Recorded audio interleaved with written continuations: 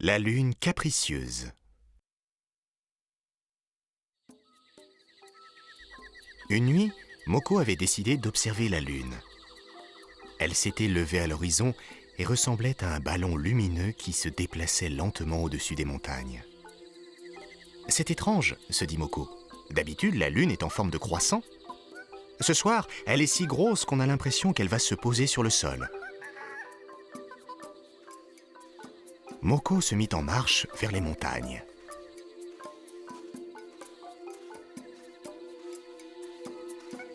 « Peut-être pourrais-je la toucher ?» se dit-il.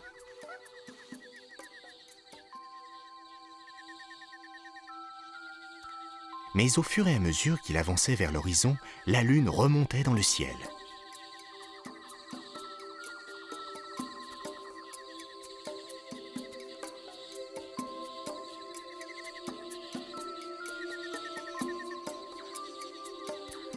Moko cessa d'avancer.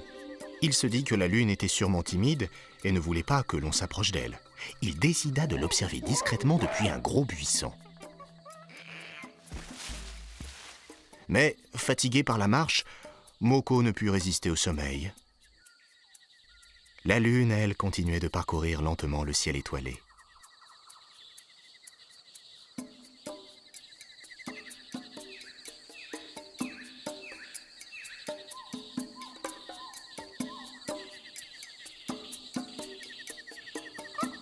Au bout de quelques heures, Moko se réveilla.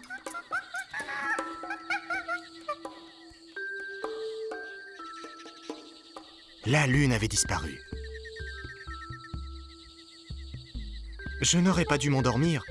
La lune s'est enfuie.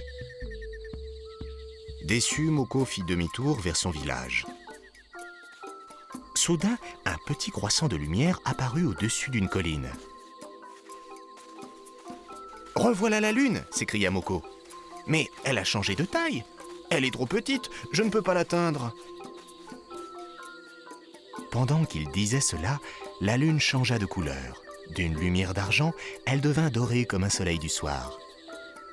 « Cette lune est trop capricieuse !» se dit-il, et Moko continua la route vers son village. Quand il arriva chez lui, la lune était toujours là, comme si elle l'avait suivi et s'était enfin arrêtée au-dessus du toit de sa maison.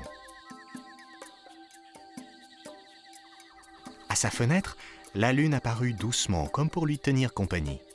« Eh bien, lune, tu aimes te donner en spectacle ? Je comprends mieux pourquoi chez nous, certains t'appellent la danseuse du ciel. »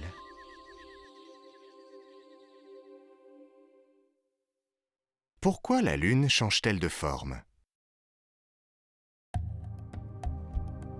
Quand la lune est haut dans le ciel, elle nous paraît petite. Mais quand elle descend, on la compare avec les arbres et les montagnes, elle nous paraît immense. C'est en fait une illusion d'optique.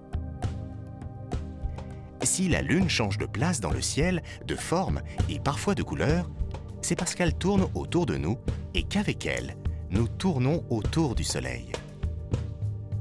Plus elle monte, mieux elle reçoit les rayons du soleil et mieux on la voit. Quand elle descend, c'est le contraire.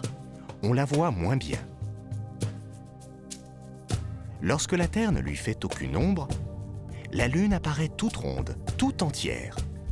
Et à l'inverse, quand elle passe derrière nous, la Terre lui fait de l'ombre jusqu'à la faire parfois disparaître du ciel.